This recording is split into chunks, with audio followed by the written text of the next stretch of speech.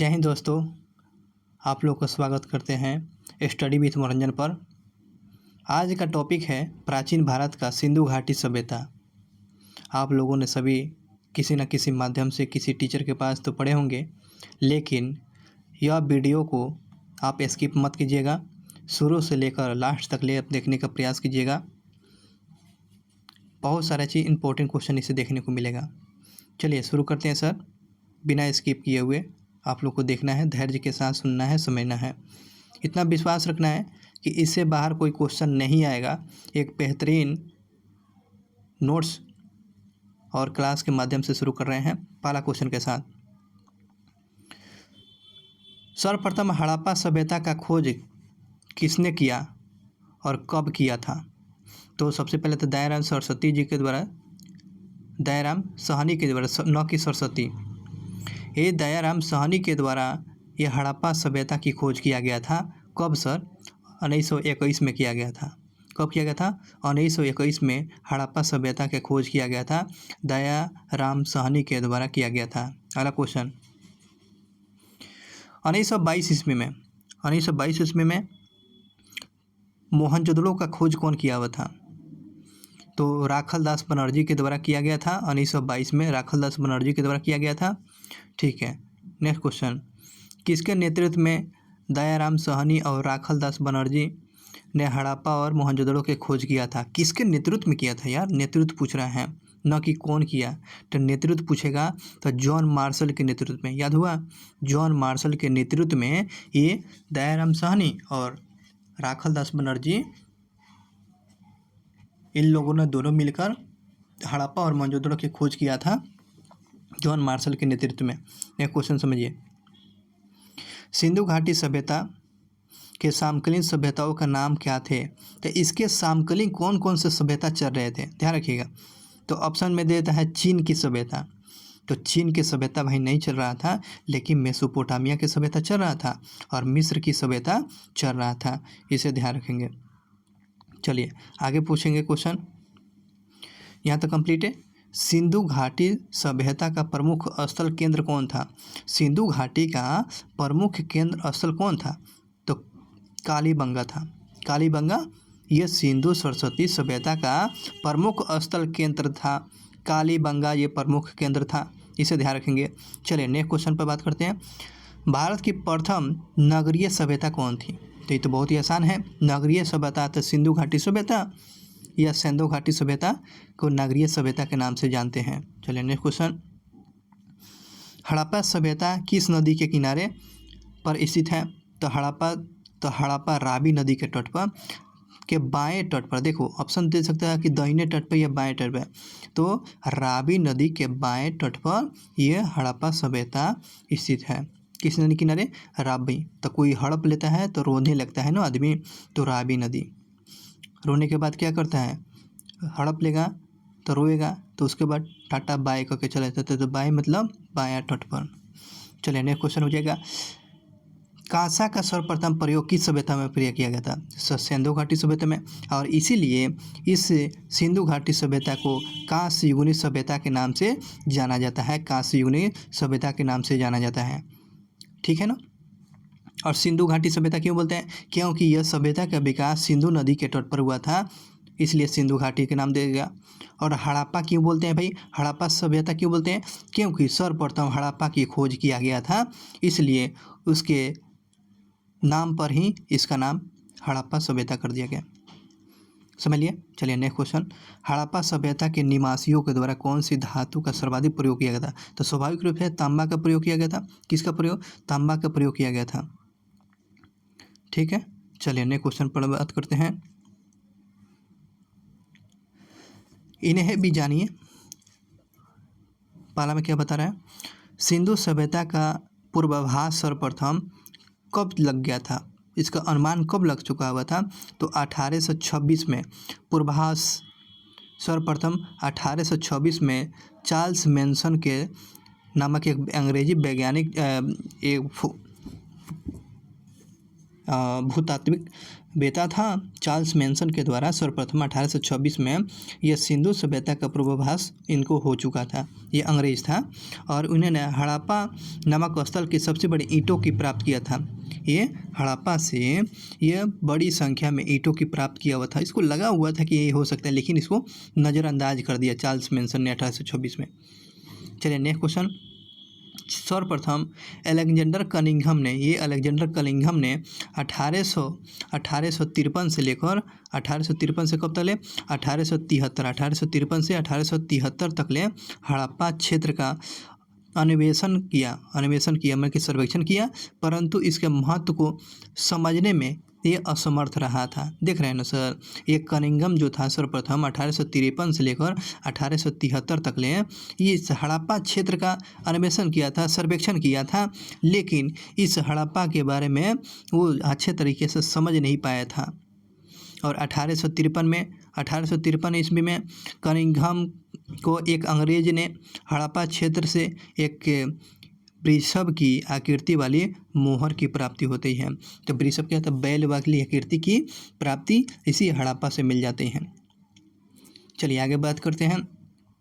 1873 की बात करते हैं। 1873 में भारतीय पुरातात्विक सर्वेक्षण विभाग का सर्वप्रथम डायरेक्टर कौन था भाई? तो भारतीय पुरातात्विक सर्वेक्षण विभाग 1872 में सर्वप्रथम डायरेक्टर जनरल अलेक्जेंडर कनिंघम महोदय के द्वारा नियुक्त किया गया था।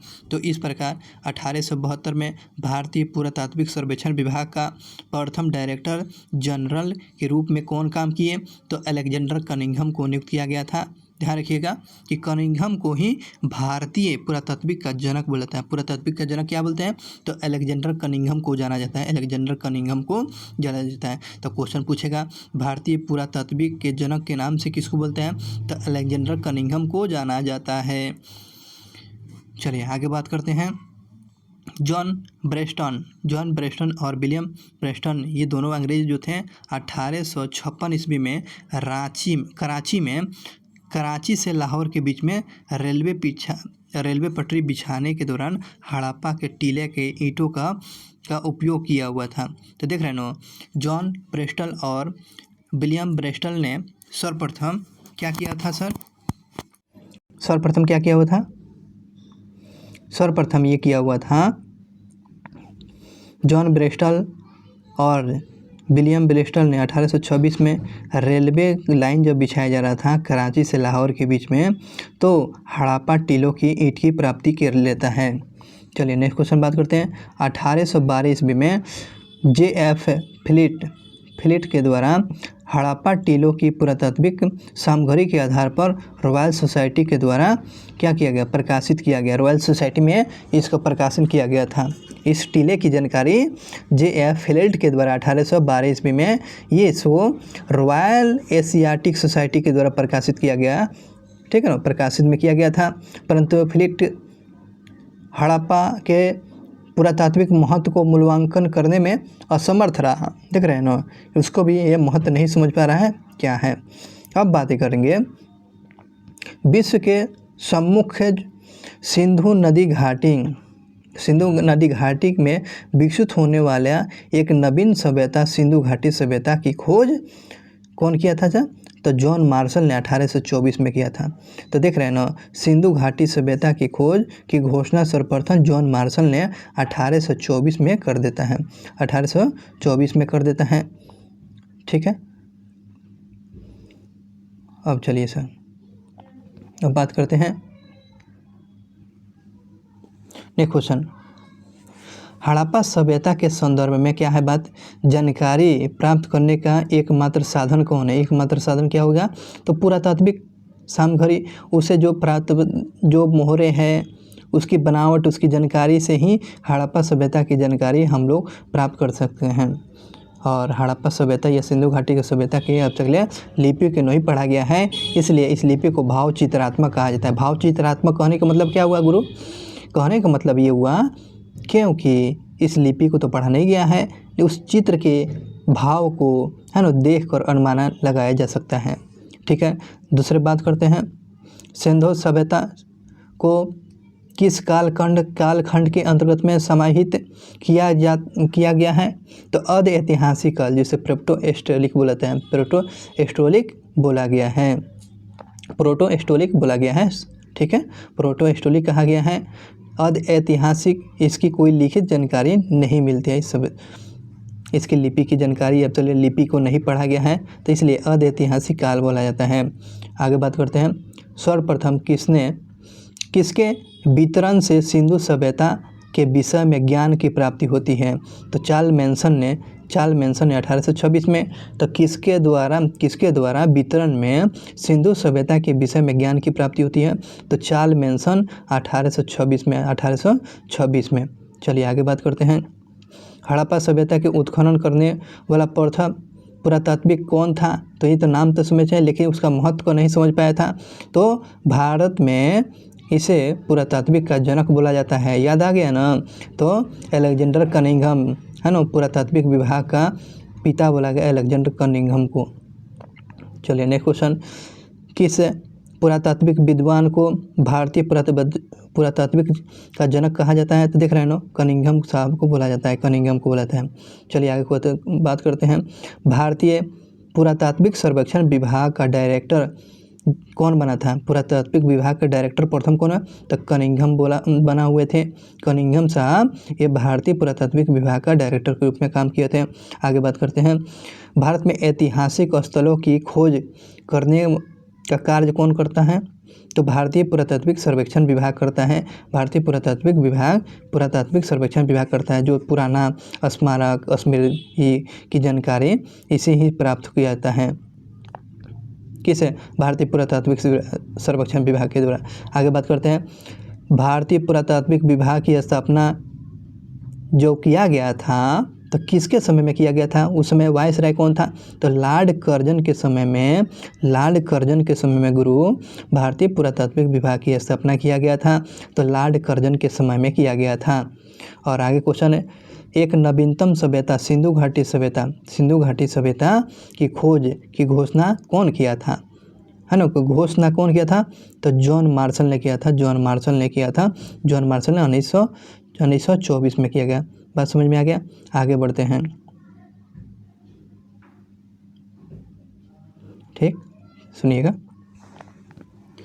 आगे क्वेश्चन है, नेक्स्ट क्वेश्चन, किसने कहा था, क्या कहा था गुरु, कि सिंधु निवासी जो थे, निवासी को नगरीय सभ्यता मेसोपोटामिया से सीख लिया था। कहने का मतलब ये व्हीलर महोदय के द्वारा क्या बोला गया था सर? तो व्हीलर महोदय जो थे बोले हुए थे, जो सिंधु घाटी सभ्यता नगरीय सभ्यता है, जो ये नगरीय सभ्यता सिंधु घाटी सभ्यता किस सभ्यता से सीखा हुआ? तो मेसोपोटामिया से सीखा हुआ है, मेसोपोटामिया से। बात समझ में आए? ये व्हीलर महोदय का मानना था। आगे बात करते हैं, किस विद्वान के द्वारा ये कथन कहा गया है, यह बोला गया है, स्टेटमेंट है? तो सिंधु संध्या या मेसोपोटामिया सभ्यता के जनक एक ही मूल व्यक्ति से है ना, एक ही मूल व्यक्ति से बताए हुए थे। तो ये किस विद्वान ने बताया था? सिंधु और मेसोपोटामिया सभ्यता के जनक जो थे एक ही व्यक्ति थे। तो डी कोसाम्बी के द्वारा क्या कहा गया था? सिंधु सभ्यता और मेसोपोटामिया सभ्यता के जो विकास हुआ है एक ही व्यक्ति से हुआ है। यह किसका मानना था? डी कोसाम्बी को मानना था।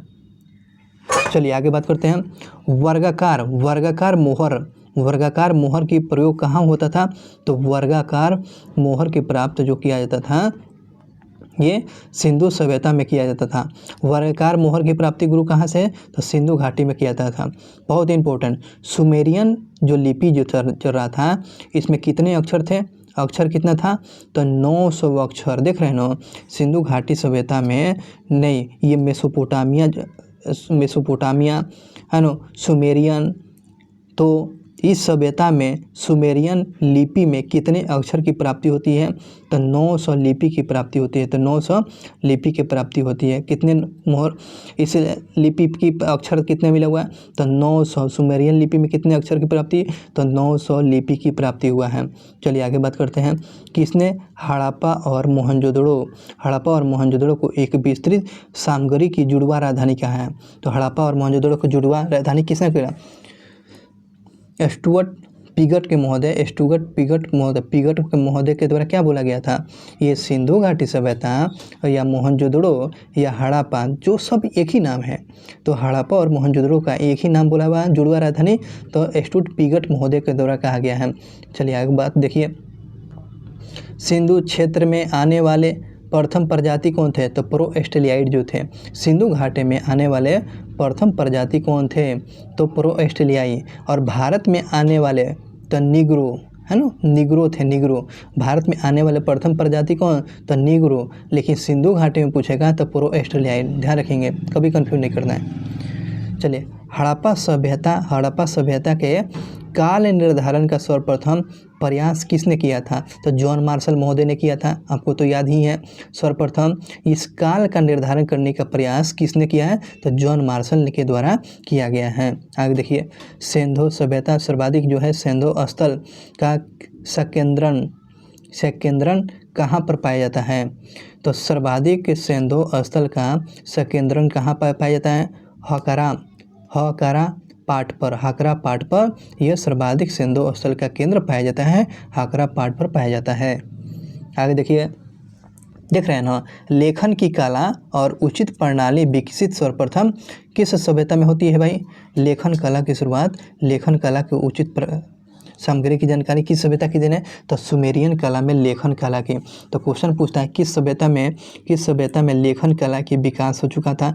तो सुमेरियन। तो सुमेरियन सभ्यता में लिपि कितने था? तो 900 अक्षर। लिपि में कितना अक्षर? तो 900 अक्षर था। ठीक, चलिए आगे बात देखिए। सुमेरियन सभ्यता में वो कौन सी लिपि प्रचलित है? किलाछर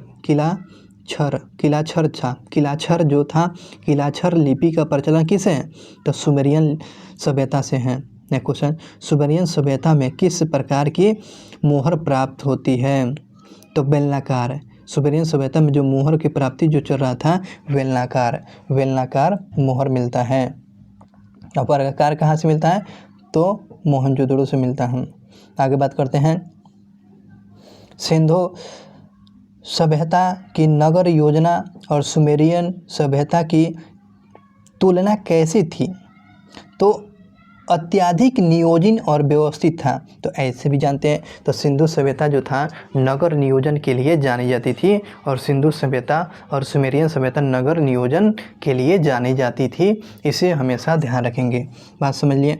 अब बात करते हैं, सिंधु लिपि किस प्रकार थी? तो चित्रात्मक थी, है ना। चित्र के माध्यम से इसको सिंधु वाला को चित्र को समझा जा सकता है।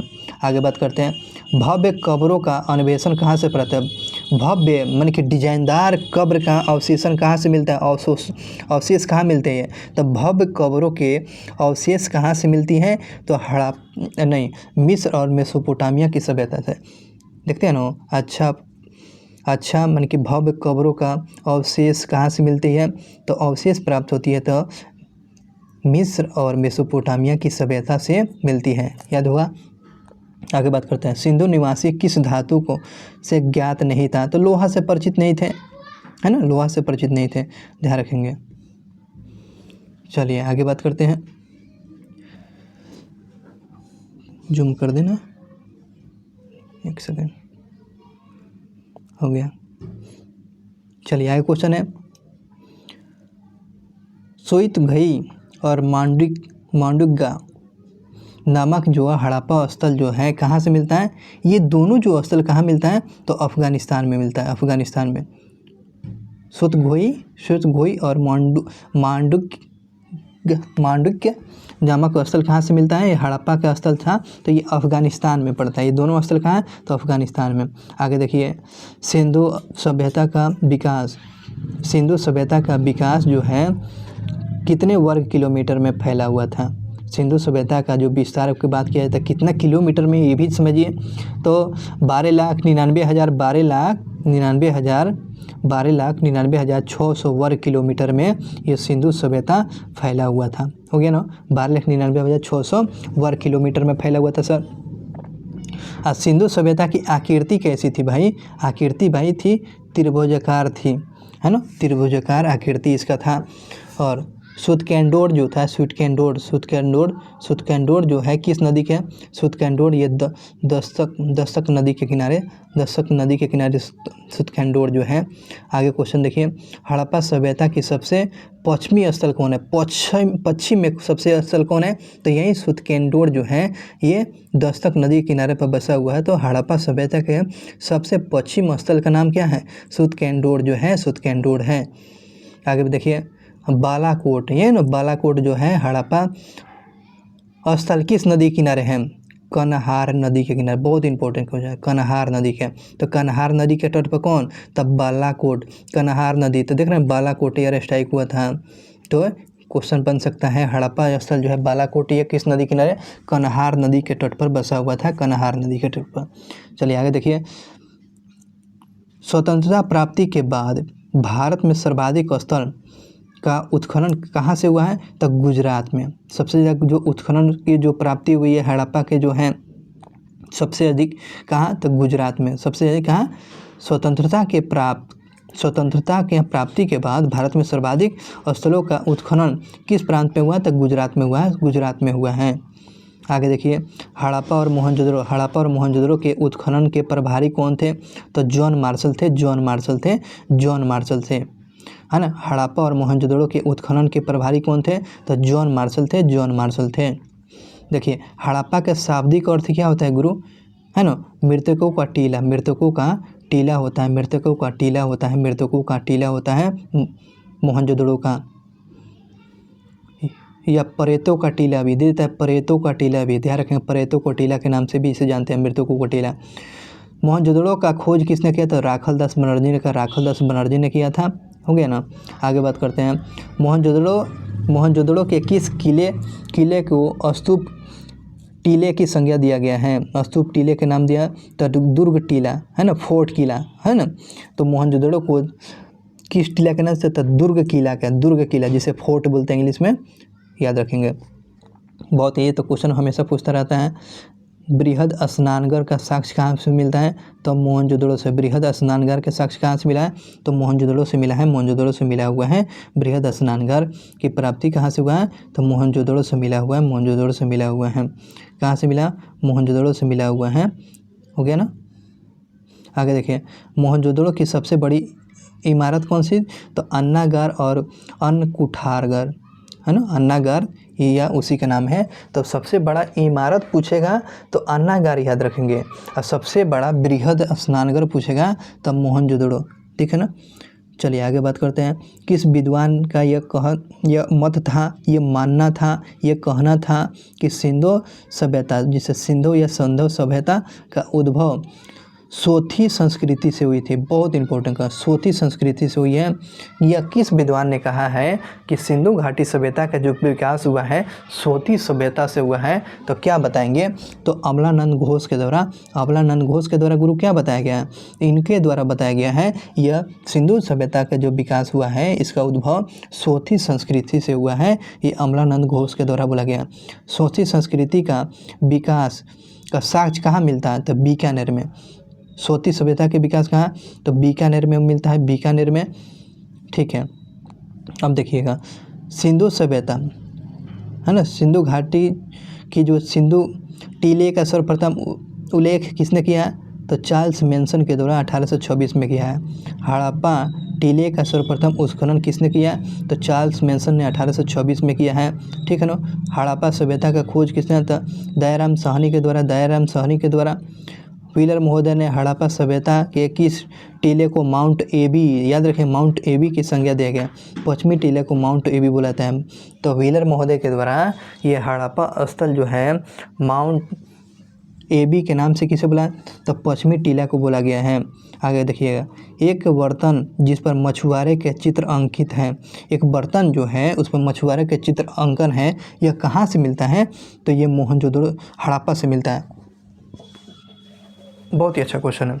एक बर्तन है जिस पर मछुआरा का चित्र मिलता है, मछुआरा का चित्र अंकन है, तो हड़प्पा से मिलता है, हड़प्पा से। आगे देखो, तांबे की इक्का गाड़ी है ना, इक्का गाड़ी, तांबे के बना इक्का गाड़ी कहाँ से मिलता है? तो मोहनजोदड़ो से। तो मोहनजोदड़ो से क्या समझ लिए? तो मछुआरा का चित्र मिलता है हड़प्पा से, और इक्का गाड़ी हड़प्पा से। तांबे के बना हुआ इक्का गाड़ी कहाँ से? हड़प्पा से मिलता है। आगे देखिए, RS-37 नमक कब्रिस्तान कहाँ से प्राप्त होता है? RS-37 इंपॉर्टेंट, इसे याद रखेंगे। RS-37 कहाँ से? तो हड़प्पा से। हड़प्पा से मछुआरा का चित्र का अंकन, इक्का गाड़ी तांबे का बना हुआ था, हड़प्पा से। RS-37 के कब्रिस्तान कहाँ से? तो हड़प्पा से मिलता है। ठीक है, चलिए आगे बात करते हैं। देखिए, वर्गाकार ईंट का साक्ष्य कहाँ मिलता है? वर्गाकार ईंट के साक्ष्य कहाँ आता है? तो चूहोदड़ो से। वर्गाकार ईंट का साक्ष्य कहाँ मिलता है? तो चूहोदड़ो से मिलता है। अगर चूहोदड़ो के उत्खननकर्ता कौन थे? मैके थे। चूहोदड़ो का उत्खननकर्ता कौन था? तो मैके। चूहोदड़ो का खोजकर्ता कौन थे? तो मैके। वर्गाकार ईंट का साक्ष्य कहाँ था? तो चूहोदड़ो से। झूगर झाकर संस्कृति बहुत इंपॉर्टेंट है। कहाँ के साक्ष्य मिलता है? तो चूहोदड़ो से। झूगर झाकर है ना, झुग्गर झाकर जो संस्कृति जो है ये चूहोदड़ो से मिलता है, और चूहोदड़ो का खोज मैके ने किया है। वर्गाकार ईंट का साक्ष्य चूहोदड़ो से मिलता है। जोते हुए खेत का साक्ष्य कहाँ से मिलता है? तो कालीबंगा। जोते हुए खेत का साक्ष्य कहाँ? कालीबंगा से मिलता है, कालीबंगा से। तो बेलनाकार तंदूरे के साक्ष्य कहाँ मिलता है? तो बेलनाकार तंदूरे के साक्ष्य कहाँ मिलता है? तो कालीबंगा से। बेलनाकार तंदूरे के साक्ष्य कहाँ मिलता है? तो बेलनाकार तंदूरे के साक्ष्य मिलता है, कालीबंगा से मिलता है। नेक्स्ट क्वेश्चन, लकड़ी की बनी नाली का एकमात्र साक्ष्य है ना, जैसे कि नाली कंक्रीट का बना रहता है हम लोग को देखते हैं, लेकिन लकड़ी के बना हुआ साक्ष्य कहाँ मिलता है? सिंधु घाटी में। तो कालीबंगा में, कालीबंगा से मिलता है। ठीक है ना, कालीबंगा के जोते हुए साक्ष्य मिलता है। बेलनाकार तंदूर का साक्ष्य, लकड़ी के बने हुए नाली के साक्ष्य कालीबंगा से, इसे याद रखेंगे। सबसे बड़ी ताम्र निधि कहाँ प्राप्त होती है? तो गुंगेरिया मध्य प्रदेश में पड़ता है। सबसे बड़ी ताम्र निधि का साक्ष्य कहाँ से? गुंगेरिया, जो मध्य प्रदेश में पड़ता है। गुंगेरिया ये मध्य प्रदेश का जगह है, यहीं पर सबसे बड़ी ताम्र निधि की जानकारी प्राप्त होती है। ताम्र निधियों का सर्वप्रथम देखेंगे, ताम्र निधियों का संबंध किस मृत भांड से है? गैरिक मृत भांड से। ये ताम्र निधियों का जो है संबंध जो है किस मृत भांड से? तो ये गैरिक मृत भांड से ये संबंध रखता है। अधिकांशतः गैरिक मृत भांड कहाँ से प्राप्त होता है? दोआब के ऊपरी हिस्से में। क्या समझे? तो ताम्र निधियों का जो संबंध जो है यह मृतभांड कैसे? तो गैरिक मृतभांड है, और सबसे ज़्यादा गैरिक मृतभांड कहाँ से प्राप्ति होती है? तो याद रखेंगे कहाँ? तो दोआब के ऊपरी हिस्से में, दोआब के ऊपरी हिस्से में। गैरिक मृतभांड का सबसे मोटी जमाव कहाँ पाई जाती है? तो जोधपुर में गुरु। तो सबसे ज़्यादा जोधपुर में पाई जाती है। आगे देखिएगा, गैरिक मृतभांड संस्कृति किस सभ्यता के समकालीन थी? हड़प्पा सभ्यता की संस्कृति थी। समझ लिए ना, गैरिक मृतभांड संस्कृति किस सभ्यता के समकालीन थी? तो हड़प्पा सभ्यता के समकालीन थी। हड़प्पा सभ्यता के किस स्थल के प्रत्येक मकान में कुएं के मिलता है? अब देखिए, जैसे कि हम लोग के घर में एक चापाकल मिलता है, उसी पर सिंधु घाटी सभ्यता में ऐसा कौन सा जगह था जहाँ पर प्रत्येक मकान में कुआं का साक्ष्य मिलता है? कुआं तो मोहनजोदड़ो से मिलता है। कुआं का साक्ष्य कहाँ हर घर में? तो मोहनजोदड़ो से मिलता है, मोहनजोदड़ो से। हो गया याद। चांदी का साक्ष्य कहाँ मिलता था? चांदी का साक्ष्य कहाँ से? तब मोहनजोदड़ो से। चांदी पूछेगा, कुआं में घर पूछेगा, तो बता दीजिएगा ना मोहनजोदड़ो। चलिए आगे बात करते हैं।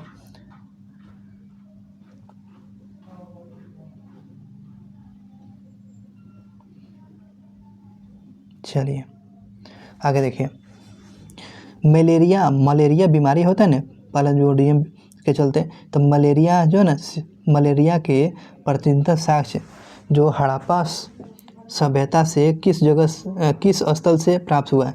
मलेरिया, जो मलेरिया बीमारी जो है, मलेरिया जो चलता है ना, तो वो आपको सिंधु घाटी सभ्यता में। तब मलेरिया के प्राचीनतम साक्ष्य हड़प्पा सभ्यता के किस स्थल से प्राप्त होता है? तब मोहनजोदड़ो से। तब मलेरिया की प्राप्ति कहाँ मलेरिया की बीमारी की जानकारी मिलती है? तो ये आपको मोहनजोदड़ो से। कहाँ से सर? मोहनजोदड़ो से मिलती है। मनका बनाने के कारखाना का साक्ष्य कहाँ मिलता है? तो मनका बनाने का कारखाना आपको चौहदड़ो से।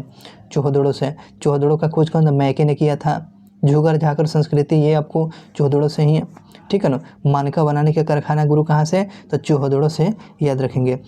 धौलावीरा नामक स्थल कहाँ से प्राप्त होते हैं? तो धौलावीरा आपका कच्छ के, गुजरात के कच्छ जिले में स्थित है। धौलावीरा कहाँ है? तो ये भारत में धौलावीरा जो है गुजरात के कच्छ में है। हड़प्पा सभ्यता के वह कौन सा नगर 3 विभागों में विभक्त था? 3 भागों में विभक्त था। तो धौलावीरा नगर जो था ये 3 विभागों में विभक्त था। हो गया। चलिए आगे बात करते हैं। एक उन्नत जल प्रबंधन है ना, उन्नत जल प्रबंधन का साक्ष्य कहाँ से मिलती हैं? तो धौलावीरा से। तो ऐसे भी जल से क्या करता था? धोते हैं, ठीक है ना। और ऊपर वाला छूट गया था। हड़प्पा सभ्यता के किस स्थल से शैलकृत स्थापत्य के प्राचीनतम प्रमाण मिलता है? तो धौलावीरा। तो ये शैल मतलब कि पत्थरों से बना हुआ कलाकृति के साक्ष्य कहाँ से? तो धौलावीरा था। जल प्रबंधन, उन्नत जल प्रबंधन, हाई क्वालिटी जल प्रबंधन के, तो ये आपको धौलावीरा से। भारत का सबसे बड़ा हड़प्पा स्थल कहाँ है? भारत का सबसे बड़ा हड़प्पा स्थल कौन होगा? तो राखीगढ़ी में पड़ता है। सबसे बड़ा भारत का सबसे बड़ा पुरातात्विक स्थल कौन है? राखीगढ़ी। और कमेंट करके बताएंगे राखीगढ़ी किस राज्य में है। आगे बताएंगे। राखीगढ़ी नामक जो है हड़प्पा स्थल के खोज किसने किया? तो सूरजभान ने किया है। राखीगढ़ी जो स्थल जो है इसका उत्खनन करता कौन है? तो सूरजभान के द्वारा राखीगढ़ी, जो भारत की सबसे बड़ी पुरातात्विक स्थल है सिंधु घाटी सभ्यता की, जिसका खोज सूरजभान के द्वारा किया गया था। हो गया ना। हड़प्पा सभ्यता के पतोन्मत्त काल का साक्ष्य कहाँ मिलता है? तो भगवानपुर के, है ना। पथ माने बंदरगाह का, काल का साक्ष्य कहाँ मिलता है हड़प्पा के? ये भगवानपुर से मिलता है, भगवानपुर से। ऋग वैदिक काल में मृतभांड, है ना, मृतभांड का साक्ष्य का किस सिंधु घाटी सभ्यता से मिलती है? तो भगवानपुर में। देख रहे हैं ना, ऋग वैदिक काल जो है मृतभांड धूसर मृतभांड का साक्ष्य किस हड़प्पा स्थल से मिलते हैं? तो भगवानपुर से मिलती है, भगवानपुर से। आगे बात करें। किस स्थल घगर और उसकी सहायक नदी की घाटी में स्थित है? तो बनवाली में। क्या समझे सर? किस स्थल, वह कौन सा स्थल जो है जो घगर और उसकी सहायक नदी की घाटी में स्थित है? तो बनवाली। आगे बात करते हैं। किस स्थल को धावन पात्र और समृद्धि लोगों का साक्ष्य मिलता है? तो ये आपको बनवाली है। समृद्धि लोग मैंने इसको क्या बोले? हाई क्लास सोसाइटी इंग्लिश में पूछ सकता है। हाई क्लास सोसाइटी का साक्ष्य कहाँ से मिलती है सिंधु घाटी सभ्यता का? तो बनवाली से, है ना, बनवाली से मिलता है। हो गया ना। समृद्ध लोगों की, संपन्न लोगों की, तो बनवाली। मिट्टी के बने हल का साक्ष्य। तब मिट्टी का, तो हल टूटेगा तो क्या करेगा? हल टूटता है तो बनवाते हैं ना, हल टूटता है तो बनवाते हैं। तो बनवाली, ऐसे याद करने के लिए बोल रहे हैं। मिट्टी के बने हल का साक्ष्य कहाँ से मिलता है? तो बनवाली से मिलता है। घोड़ा का अस्थि पंजर मन के हड्डी का साक्ष्य क्या? सुरकोटदा से, न कि सुतकेंडोर से, वो अफगानिस्तान में पड़ेगा। सुरकोटदा जो है यह यहाँ से घोड़ा का अस्थि पंजर मिलता है, मन कि इसका पाँव मिलता है। अस्थि पंजर मतलब पाँव मिलता है, ठीक है। सुतकेंडोर जो है सुतकोटदा जो स्थल कहाँ है? तक ये आपको गुजरात में है, के कच्छ में है। सुतकोटदा जो है ये घोड़ा का अस्थि पंजर यहीं से मिला था। तो ये जगह कहाँ पर पड़ता है सर? तो यह वह गुजरात के कच्छ में पड़ता है। हड़प्पा संस्कृति का सबसे पूर्वी स्थल कौन हो गया? आलमगीरपुर। तो ये पूर्वी स्थल कौन हो गया? तो पूर्वी स्थल आलमगीरपुर हो गया। पूर्वी स्थल पूछेगा तो क्या बताएंगे? सिंधु घाटी की पूर्वी स्थल का नाम क्या हो गया? आलमगीरपुर हो गया, आलमगीरपुर। ओके। मांडा नामक जो है हड़प्पा कालीन स्थल किस नदी के? तो तो मांडा में जैसे कि हम लोग खाते हैं चावल तो उसमें मांड होता है, तो क्या होता है, चिकना होता है ना, तो ऐसे याद कर सकते हैं। तो चिकना, चिनाब नदी के दाहिने के तट पर मांडा जो स्थल है। आगे बात करते हैं, सुतकेंडोर जो है, सुतकेंडोर नमक जो है हड़प्पा स्थल की खोज कौन किया था? आर्ने स्टाइल ने किया था। आर्ने स्टाइल ने किया था। आर्ने स्टाइल ने किया था। आर्नेल स्टाइल ने किया हुआ था कौन? सुतकेंडोर का खोज। ठीक। राखी गढ़ी का कौन किया था? सूरज भान ने किया था। राखी गढ़ी का खोज कौन? सूरज भान ने किया था। आलमगीरपुर जो है ये जगह का खोज कौन किया था? ये जो किया गया था भारत सेवा समाज के द्वारा। भारत सेवा समाज के द्वारा, तो क्वेश्चन ऐसे पूछेगा, भारत सेवा समाज के द्वारा वह हड़प्पा स्थल का खोज किया गया था कौन? आलमगीरपुर। आलमगीरपुर के खोज कौन? भारत सेवा समाज के द्वारा किया गया था। चलिए आगे बात करते हैं। हो गया। आगे देखिएगा, दैमाबाद। दैमाबाद किस नदी के तट पर? तो दैमाबाद परवरा नदी के बाएं तट पर। दैमाबाद पूछेगा तो क्या बताएंगे? दैमाबाद परवरा नदी के तट पर। दैमाबाद परवरा नदी के तट पर स्थित है। आगे देखेंगे, बालाकोट नामक जो है, बालाकोट, ये इस जो हड़प्पा स्थल कहाँ है? तो बालाकोट बलूचिस्तान में है ना। बालाकोट कहाँ पड़ेगा? तो हड़प्पा स्थल जो जगह है ये कहाँ पड़ेगा? तो ये आपको बलूचिस्तान में पड़ेगा। बलूचिस्तान में पड़ेगा। वह कौन सा स्थल जो है हड़प्पा कालीन स्थल है जो समृद्ध सीप उद्योग मिलता है? सीप का उद्योग कहाँ मिलता है? तो बालाकोट में। वो कौन सा स्थल है जो हड़प्पा स्थल जहाँ पर सीप जो होता है ना, सीप का उद्योग मिलता है, सीप का चूड़ी बनता है, सीप का कान में पहनने के लिए। तो ये सीप का बहुत सारे उसे उपयोग भी हैं, घरों में डिजाइन के लिए काम आता है। तो सीप का उद्योग कहाँ? तो बालाकोट। तो बालाकोट का जगह है हड़प्पा स्थल कहाँ का? बलूचिस्तान में। डाबरकोट नामक जो है स्थल का खोज कौन किया? आर्ने स्टाइल के द्वारा। डाबरकोट का, डाबरकोट देख रहे हैं, डाबरकोट आर्ने स्टाइल के द्वारा। अलहमदिनो नामक स्थल का खोज कौन किया था? अलहमदिनो का खोज किया था फेयर सर्विस ने किया था। फेयर सर्विस ने क्या किया था? फेयर सर्विस के द्वारा आलमदिनो का जो जगह था हड़प्पा स्थल का, तो ये कौन किया था? फेयर सर्विस के द्वारा। हो गया। मिट्टी के बने खिलौने की गाड़ी। मिट्टी के बने जो खिलौना का गाड़ी का साक्ष्य कहाँ मिलता है? मिट्टी के देखते हैं ना बच्चे सबको, मिट्टी के खिलौना बनाता है गाड़ी उसका, तो अलहमदिनो से मिलता है। अलहमदिनो जिसको खोज कौन किया था? फेयर सर्विस के द्वारा। मिट्टी के बने खिलौने गाड़ी का साक्ष्य कहाँ? अलहमदिनो से फेयर सर्विस के द्वारा किया गया था। सुतकाको नामक जो है हड़प्पा स्थल जो था किस नदी के किनारे पर है? सादीकोर नदी के जो स्थल जो है किस नदी के किनारे? हड़प्पा स्थल जो है सुतकाहो जो जगह है यह किस नदी के किनारे? सादीकोर नामक जगह पर। दधेरी है ना। दधेरी जो है स्थल है हड़प्पा का, ये कहाँ से? तो दधेरी कहाँ मिलता है? पंजाब में। दधेरी स्थल कहाँ देखने को मिलेगा? पंजाब में मिलेगा। दधेरी कहाँ सर? पंजाब में। वह कौन सा स्थल है जो है हड़प्पा का जहाँ पर सबसे अधिक फसलों का साक्ष्य मिलता है? तो वह कौन सा स्थल होगा जो फसलों का सबसे अधिक साक्ष्य मिलेगा? तो बालू, हरियाणा में। बालू जगह है हरियाणा का, सबसे ज़्यादा फसलों का साक्ष्य कहाँ से मिलती है? तो बालू जो जगह है आपको हरियाणा में पड़ता है। याद रखिएगा, बालू हरियाणा में। आगे बात करते हैं, स्वतंत्रता प्राप्त के बाद हम लोग को देश आज़ाद होने के पश्चात भारत में किस स्थल का उत्खनन किया गया था? रोपड़ में। स्वतंत्रता प्राप्ति के बाद भारत में सर्वप्रथम किस स्थल का उत्खनन किया गया था? रोपड़ का खोज स्वतंत्रता प्राप्ति करने के बाद सर्वप्रथम इस स्थल का खोज किया गया था। कौन सा नाम याद किए? रोपड़ जगह का खोज किया गया था। आगे बात करते हैं, प्राग सेंधो बस्ती में किस किलाबंदी का साक्ष्य मिलता है? किलाबंदी का साक्ष्य कहाँ से मिलता है भाई? किलाबंदी का साक्ष्य मिलता है कोट दीजी में। ये वो किलाबंदी का साक्ष्य कौन से मिलता है? तो कोट दीजी में मिलता है सर, कोट दीजी में। आगे बात करते हैं कोट दीजी नामक प्राग ऐतिहासिक स्थल कहाँ है? तो कोट दीजी जो है किलाबंदी का साक्ष्य मिला हुआ था यहाँ पर। तो ये जगह तो पाकिस्तान के सिंध प्रांत में मिलता है, पाकिस्तान के सिंध प्रांत में। मनुष्य के साथ, बहुत इंपॉर्टेंट, मनुष्य के साथ कुत्ता के दफनाए जाने का प्रमाण कहाँ से मिलता है? तो रोपण, है ना। मनुष्य के साथ कुत्ता के दफनाए जाने का साक्ष्य कहाँ से मिलता है सर? तो रोपण से मिलता है, रोपण से मिलता है। याद हुआ, रोपण से आपको मिलता है, इसे ध्यान रखेंगे।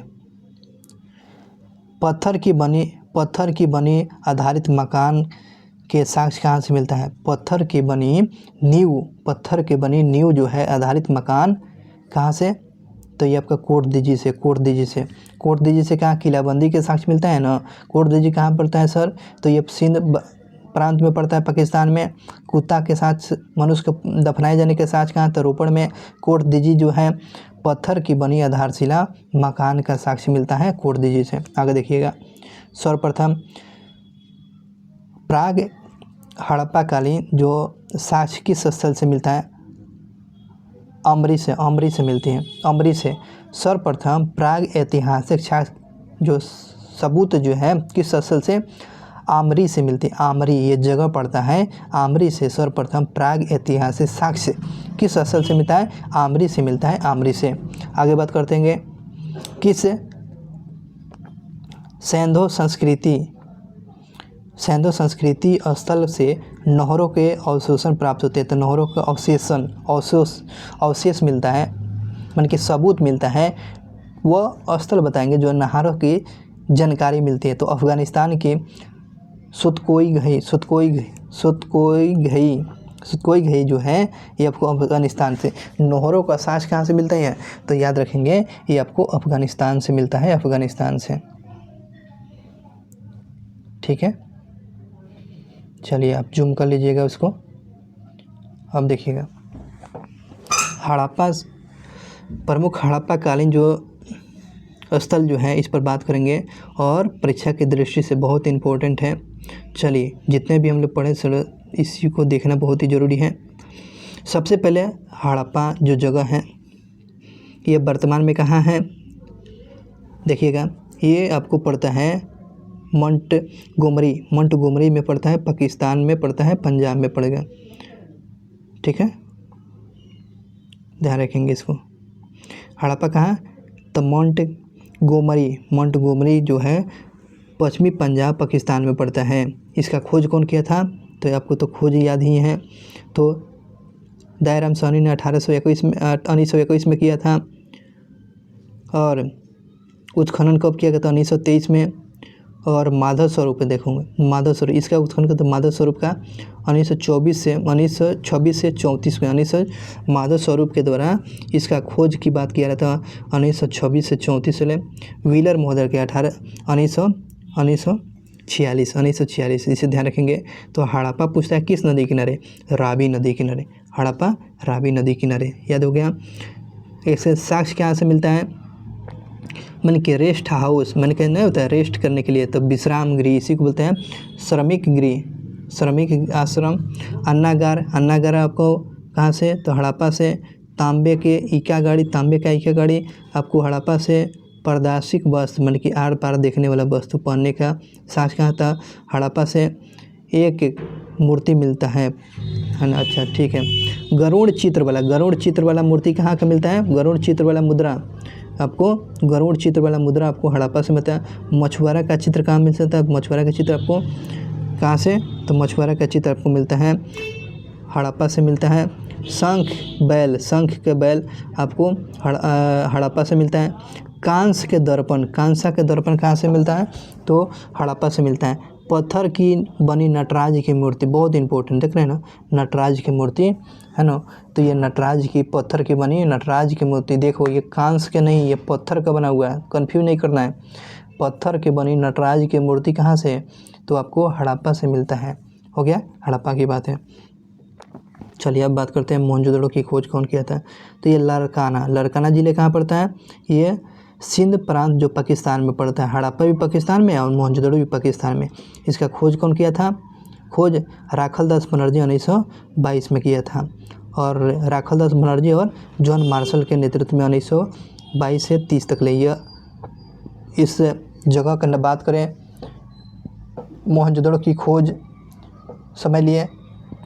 उसके बाद इस मोहनजोदड़ो किस नदी किनारे, तो सिंधु नदी किनारे। अब देखिएगा इस सिंधु नदी किनारे, ठीक है, मोहनजोदड़ो। अब ये साक्ष्य कहाँ से मिलता है, तो बृहद स्नानकर। बृहद स्नानकर पूछेगा तो क्या बता देंगे ना, मोहनजोदड़ो बता दीजिएगा। पुरोहितों के लिए जो पूजा पाठ कराते थे उसको पुरोहित बोलते हैं। उसके लिए घर की बात किया गया, आवास की बात है। पुरोहितों के लिए आवास कहाँ से मिलता है, तो मोहनजोदड़ो से मिलता है। महाविद्यालय है ना, 16 मकान का बैरक मिलता है, 16 मकान का बैरक भी मिलता है।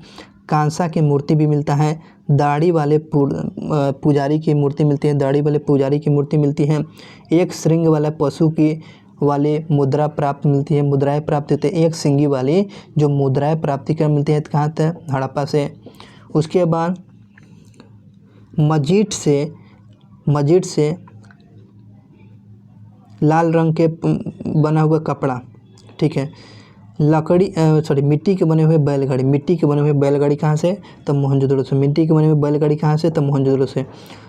शिलाजीत जो है ना, जो शिला जो होती है ये हिमालय क्षेत्र में पाई जाती है, तो यह शिलाजीत कहाँ से, तो मोहनजोदड़ो से। स्वास्तिक जो है चीन में जो प्रयोग किया जाता है, जैसे नया गाड़ी खरीदा जाता है तो देखते हैं उस पर चित्र बनाया जाता है, वहीं उसी को स्वास्तिक बोला जाता है, ठीक है ना। स्वास्तिक कहाँ से, तो मोहनजोदड़ो से। और उसके बाद बत्तख, पीतल का बत्तख कहाँ से, तो मोहनजोदड़ो से मिलता है, मोहनजोदड़ो से हो गया। चलिए बात करते हैं चूहदड़ो से। मोहनजोदड़ो के बाद चूहदड़ो की देखिए, ये पड़ेगा सिंध पाकिस्तान में। इसका खोज कौन किया था, NG मजुमदार ने किया था, 1931 में किया था।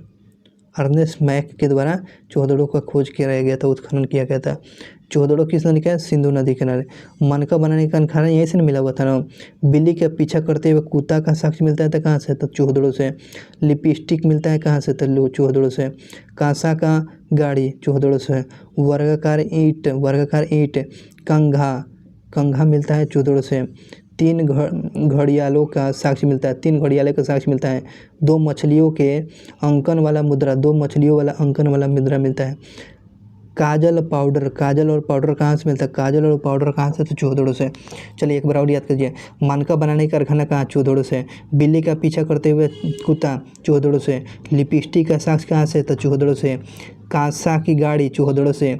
वर्गाकार ईंट, चूहदड़ो से। कंघी मिलता है चूहदड़ो से। 3 घड़ियाल की प्राप्ति कहाँ से, तो चूहदड़ो से। उसके बाद 2 मछली वाला अंकन वाला मुद्रा कहाँ से मिलता था, चूहदड़ो से। काजल और पाउडर कहाँ से मिलता था, चूहदड़ो से। याद रखेंगे, हो गया ना चूहदड़ो। चलिए आगे बात करते हैं।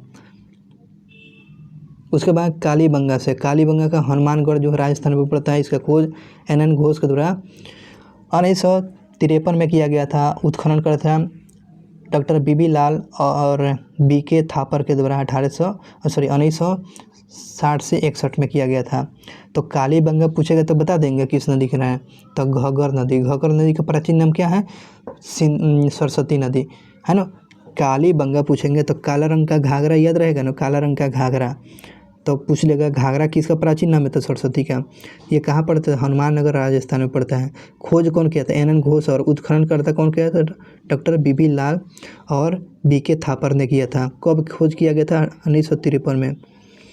चलिए बात करते हैं यहाँ से कालीबंगा से क्या मिलता है, तो जोते हुए खेत का साक्ष्य कहाँ से, तो आपको कालीबंगा से। भूकंप का साक्ष्य क्या होता है, भूकंप आया था, भूकंप का साक्ष्य कहाँ से, तो आपको कालीबंगा से। हवन का कुंड मिलेगा, अग्नि हवन का कुंड कहाँ से, तो कालीबंगा से। अलंकृत ईंट, जिसके अलंकृत नहीं कहते, डिजाइनदार ईंट। पेट्रोल पंप पर जाते होंगे, देखते हैं इतना अच्छा डिजाइनदार ईंट है, या बहुत सारे घरों में लगता है, तो वही अलंकार मतलब क्या हो गया, डिजाइनदार ईंट की, कालीबंगा से। चूड़ी का संभव एक के साथ 2 फलक बोने के साक्ष्य मिलती है, ठीक है ना। चूड़ी संभवतः एक साथ 2 फसल बोने के साक्ष्य भी मिलते हैं। अच्छा, चूड़ी के भी साक्ष्य मिलता है, और एक साथ 2 फसल बोने का साक्ष्य भी कहाँ से मिलता है? तो कालीबंगा से। एक साथ फसल बोने के भी साक्ष्य कहाँ था? तो चौहदड़ से मिलता है। नहीं, कालीबंगा से। ठीक है। उसके बाद लकड़ी की नाली कहाँ? तो कालीबंगा से। लकड़ी की नाली कहाँ से? तो कालीबंगा से। चलिए एक बार और याद कराते हैं। तो कालीबंगा कहाँ है? हनुमानगढ़ राजस्थान में। खोज कौन का? एन घोष के द्वारा। और उसका उत्खनन कौन था? डॉक्टर बीबी लाल और बीके थापर ने किया था। कालीबंगा किस नदी किनारे? घग्गर नदी का प्राचीन नाम क्या है? सरस्वती। कालीबंगा के नदी किनारे पर क्या है? जोते हुए खेत का साक्ष्य, भूकंप का साक्ष्य, अग्नि का कुंड, अलंकृत डिजाइनदार ईंट कालीबंगा से, चूड़ी का साक्ष्य कालीबंगा, काली रंग का चूड़िया है ना, याद आ गया ना, इसलिए इसका नाम कालीबंगा रखा गया। बेंगल में चूड़ी होती है। एक साथ 2 फसल बोने की साक्ष्य मिलती है कहाँ से? कालीबंगा के। ठीक है। और लकड़ी की नाली कहाँ से मिलती है? तो लकड़ी की नाली आपको कालीबंगा से। चलिए लोथल से देखिए, लोथल कहाँ पड़ता है? तो अहमदाबाद गुजरात में पड़ता है। खोज कौन किया था? एस.आर. राव ने किया था। लोथल का खोज एस.आर. राव ने किया था। और एस.आर. राव 1957 से 58 के बीच में। चलिए लोथल पूछते हैं। तो लोथल, तो थाल में हम लोग क्या करते हैं? भोग लगाते हैं। तो लोथल, थल बोल रहे हैं ना, थाल की उच्चारण न रहे। तब भोगवा नदी किनारे है ना, ये साबरमती के संगम पर। चलिए अब बात करते हैं इसके लोथल के। हाँ, गोदीवाड़ा बहुत ही इंपॉर्टेंट है। गोदीवाड़ा पूछता है। गोदीवाड़ा का मतलब क्या है? बंदरगाह। तो गोदीवाड़ा कहाँ? तो लोथल का। उसके बाद वर्गाकार और चौकाकार अग्निकुंड, देखते हैं ना, वर्ग का गोल बन जाता है, एक चौरस बनाया जाता है, इधर से इधर गोला ऐसे, एक हो गया ऐसे, है ना, वर्गाकार। ठीक है, ईंट की तरह ऐसे। तो वर्गाकार, चौकाकार आपको अग्निकुंड यहाँ से मिलती हैं। ठीक है ना। उसके बाद चावल और बाजरा के साक्ष्य मिलता है। चावल और बाजरा का साथ कहाँ? तो लोथल में। तो ऐसे भी थाल में चावल रखते हैं, बाजरा रखते हैं। 2 मुहे राक्षस का अंकन वाली फारस की मोहर है। 2 मोहर में देखते हैं ना, राक्षस का अंकन वाले 2 मोहर वाले, तो फारस की खाड़ी से की मोहर की प्राप्ति लोथल से मिलती है। घोड़े की मृत मूर्ति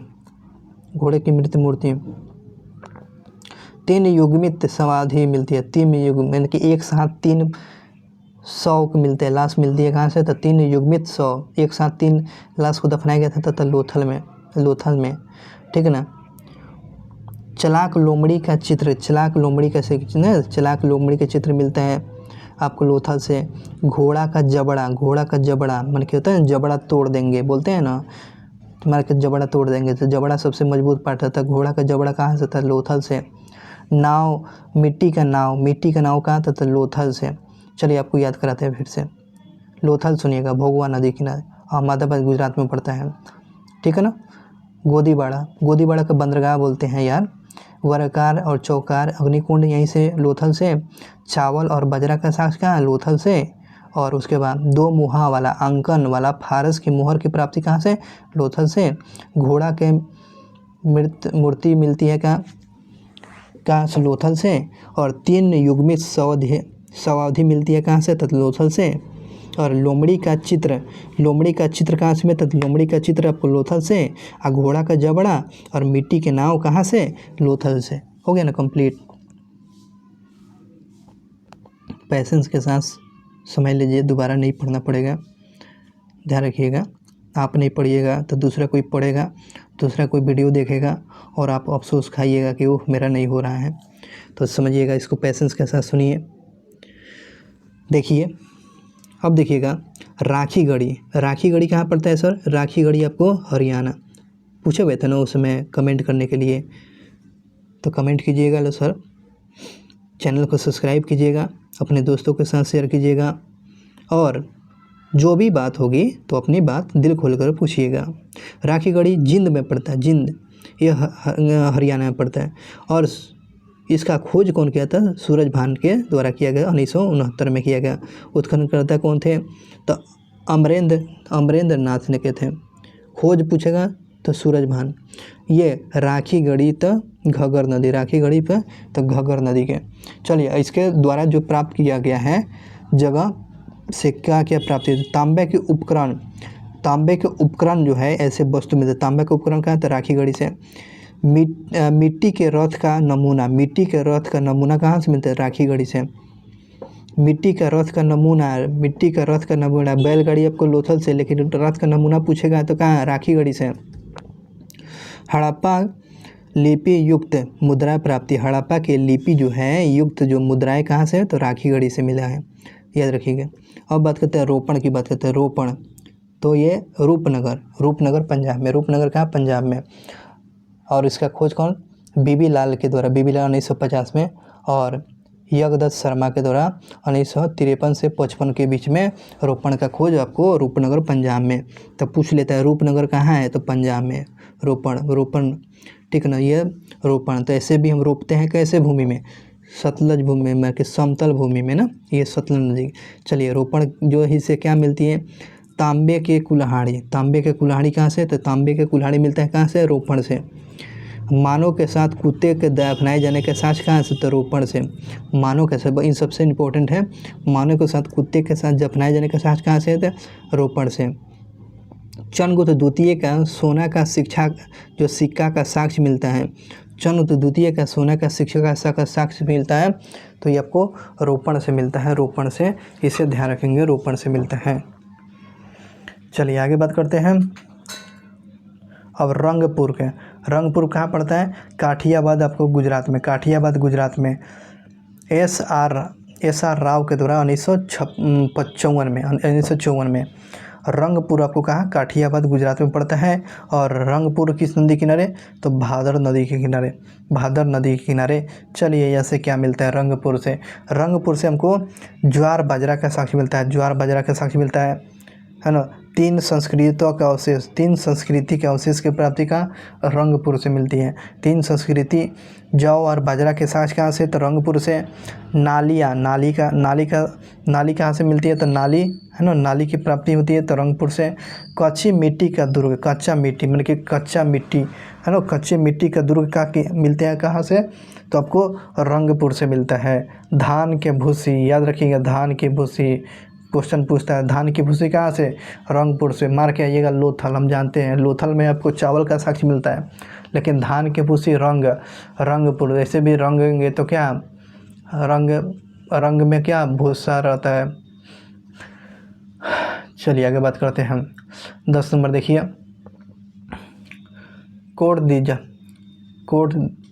सुरकोटदा, सुरकोटदा कहाँ पड़ता है, तो गुजरात के, कच्छ के गुजरात में पड़ता है। सुरकोटदा कहाँ से, गुजरात में पड़ता है।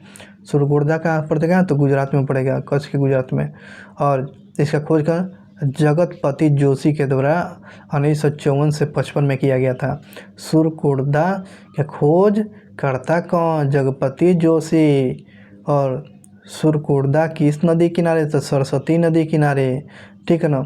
कलश सावधान माने कि कलश होता है ना, कलसा जो भगवान लोग को देखते हैं ना पूजा में, तो उसी में बड़ा बड़ा कलसा लोग बनाया जाता था, उसमें आदमी अट जाता था, ठीक है ना। तो कलश में डालकर उसको न कि नदी में डाल देते थे, इसी को बोलते हैं कलश का सावधान। आज भी साधु को ऐसे कलश सावधान लेता है लोग, हरिद्वार अगर ऐसे नदी में, गंगा वगैरह सब में। तो कलश का सावधान कहाँ से, तो आपको सुरकोटदा से। घोड़े की हड्डी, तो सुरकोटदा से, घोड़े के जबड़े की हड्डी है ना, यहीं से आपके सुरकोटदा से। और तराजू का पल्ला, तराजू का पल्ला कहाँ से, सुरकोटदा से मिलते हैं। तराजू का पल्ला कहाँ से, सुरकोटदा से मिलता है। चलिए सुरकोटदा से आपको बता देते हैं, आपको कलश में डालकर लाश को दफनाया जाता था तो सुरकोटदा से। घोड़े के जबड़े की हड्डी सुरकोटदा से। तराजू के पल्ला का सुरकोटदा से, इसे ध्यान रखेंगे।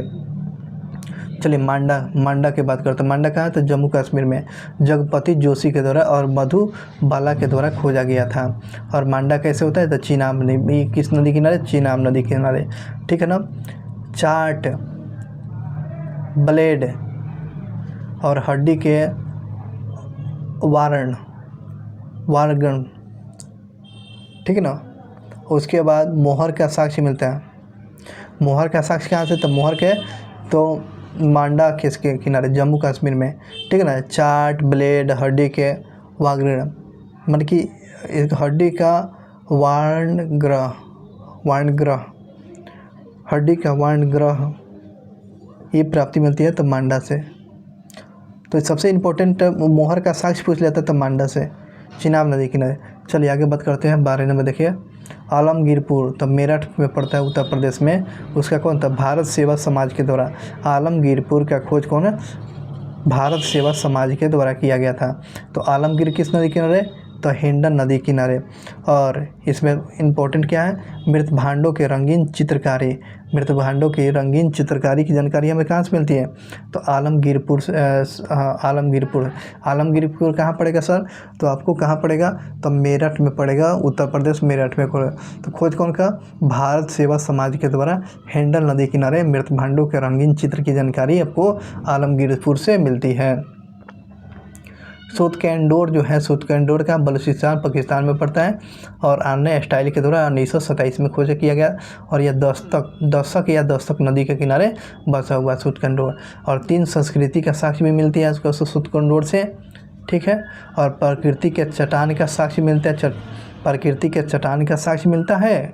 और मानव के हड्डी जो है, हड्डी जो है ना बर्तन में रखा गया था, देखते हैं ना हम तो देखते हैं जो हरिद्वार में जाते हैं लोग, तो उसी प्रकार आपको सूतकेंडोर में मानव के हड्डी के से भरा बर्तन की प्राप्ति कहाँ से मिलती है, सूतकेंडोर से मिलती है। बेबीलोन से व्यापार होने का साक्ष्य कहाँ से, तो आपको सूतकेंडोर से। और बंदरगाह के साक्ष्य में मिलती है कहाँ से, सूतकेंडोर से मिलती है। हो गया। अब बताइए,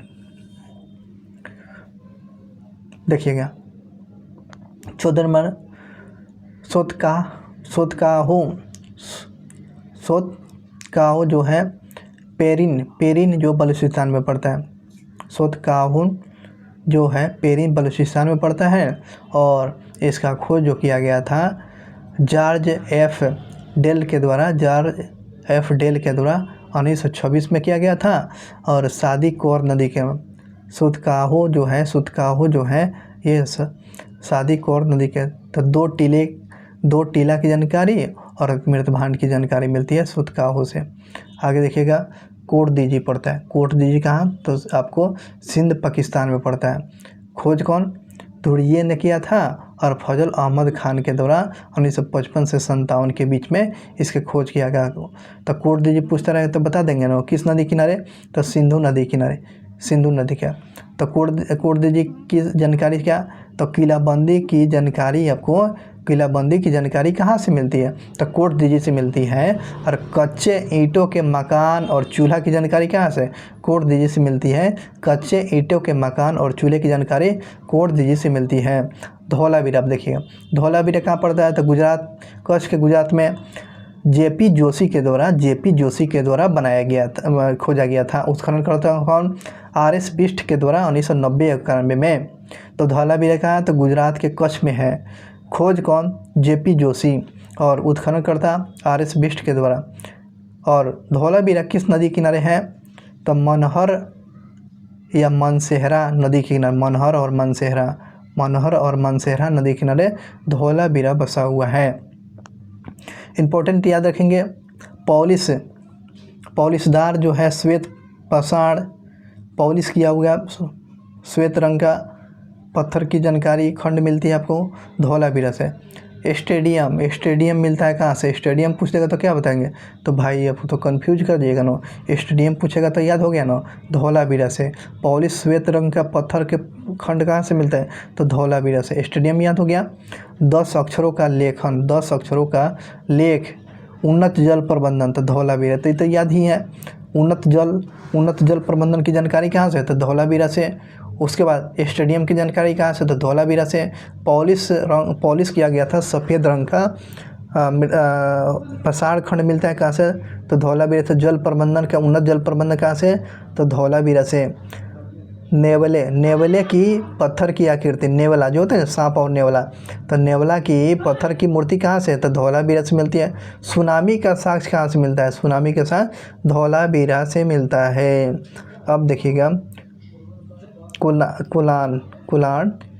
कुलान जो है, ये जो फतेहपुर जो जगह है हरियाणा में पड़ते हैं। कुलान जो है जगह को, ये हड़प्पा स्थल जो है इसका कौन कब JP जोशी के द्वारा 1900 कब में किया गया था, 1974 में किया गया था, और RS बिष्ट के द्वारा। और उत्खननकर्ता कौन थे, JS खत्री और श्री M आचार्य के द्वारा कुलान की खोज किया गया था, जो फतेहपुर आपको हरियाणा में पड़ता है। इसके किस नदी किनारे, प्राचीन सरस्वती नदी किनारे। और चांदी के 2 मुकुट, क्वेश्चन पूछ देगा ना, चांदी के 2 मुकुट तक सब लोग आउट हो जाएगा। चांदी के मुकुट, 2 चांदी के मुकुट मिलता है, सोने की गहना मिलता है, और टेराकोटा के मोहर मिलता है। ये क्या कुलान से मिलता है, याद होगी ना। चांदी के 2 मुकुट, सोने के गहने और टेराकोटा की मोहर मिलती है कुलान से। चलिए आपको 18 नंबर देखें, अलहमदिनो पाकिस्तान में, अलहमदिनो ये पाकिस्तान में पड़ता है। उत्खनन का कौन, फेयर सर्विस के द्वारा 1982 में, फेयर सर्विस के द्वारा 1882 में अलहमदिनो पाकिस्तान में पड़ता है। फेयर सर्विस के द्वारा 1882 में किया गया था। सिंधु और अरब सागर के संगम पर अलहमदिनो जो बसा हुआ है। और बंदरगाह, मिट्टी के बनी खिलौना गाड़ी मिलती है आपको अलहमदिनो से। उसके बाद देखिएगा मंडी, न कि मंडा, मंडी है, मंडी मुजफ्फरपुर उत्तर प्रदेश में मंडी है ना। कोमल आनंद और उसका भारतीय पुरातात्विक विभाग ने इसमें मिलकर काम किया था मंडी की खोज। और एक खेत से भरी सोने के छल्ले की प्राप्ति होती है। एक खेत में भरी हुई सोने के छल्ले मिलती है क्या, तो मंडी से मिलती है। टकसाला की जानकारी कहाँ से, तब आपको मंडी से मिलती है। तो ये आपको मुजफ्फरनगर है, न कि मुजफ्फरपुर उत्तर प्रदेश के। हुलासखेड़ा बताएंगे तो कहाँ, सहारनपुर उत्तर प्रदेश में। हुलासखेड़ा जो है इम्पोर्टेंट है। हुलासखेड़ा जो है आपको उत्तर प्रदेश में पड़ता है। गेहूं के साक्ष्य कहाँ से मिलता है, गेहूं का साक्ष्य यही है, गेहूं का साक्ष्य हुलासपुर खेड़ा जो सहारनपुर में उत्तर प्रदेश में। सनौली बागपत उत्तर प्रदेश। सनौली ये जो है यहाँ पर 125 मानों के 100 बताइए। सनौली बागपत उत्तर प्रदेश में 125 मानों के लाश की जानकारी मिलती है। 300 के कब्र मिलती है, 300 का कब्र, और तांबे का ढेर, और 2 तलवार है ना, तांबे का तलवार, 2 तांबे का तलवार, 125 मानव 100 मिलती है। 3 अश्व मिलती है, 100 मिलती है। उसके बाद तांबे का ढेर मिलती है, 2 तलवार मिलता है। सनौली से बागपत उत्तर प्रदेश मिलती है। देसलपुर कच्छ गुजरात में पड़ता है बाबू, याद रखेंगे इसको। ये पड़ेगा कहाँ, केबी सौंदर्य राज, कब 1954 में खोज किया गया था। और गाड़ियों की पहिया, तांबा का छुरी, देसलपुर तांबे की छुरी, गाड़ी की पहिया, छेनी, अंगूठी, तांबे की मोहर है ना, मोहनजोदड़ो और हड़प्पा के बीच में स्थित था। ठीक है ना। अब चलिएगा लास्ट जो होगा, आज का लास्ट ऑडियो क्लास होगा, नेक्स्ट आप दूसरी का पढ़िएगा। ठीक है ना। बाड़ा कहाँ पड़ेगा, रोपड़ पंजाब में पड़ता है। यागद शर्मा के द्वारा खोज किया गया था 1956 में। और इस प्रकार आपके आज का सिंधु घाटी सभ्यता के ये बातें समाप्त हो गई। आप लोगों को अच्छा लगता होगा, क्लास अच्छा लगा होगा, तो इसे सपोर्ट करें, शेयर करें, अपने दोस्तों के पास भेजें।